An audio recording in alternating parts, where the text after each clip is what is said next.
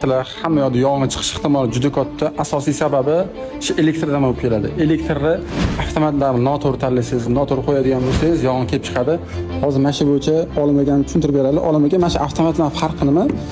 Misol uchun mana bu NM hisoblanadimi bu? NM. Bunisi qaysinaqa? Mana shuni tushuntirib bering mana. Xo'p, bizga olamiz. Bu ikkovi MM8N seriya. Faqat bittasida aytaylik mexanik nastroyka bo'lsa, ikkinchisida elektronik ketyapti. Bunda bizda imkoniyat bor, avtomatda o'zini berilgan nominaliga nisbatan nastroyka qilish mumkin.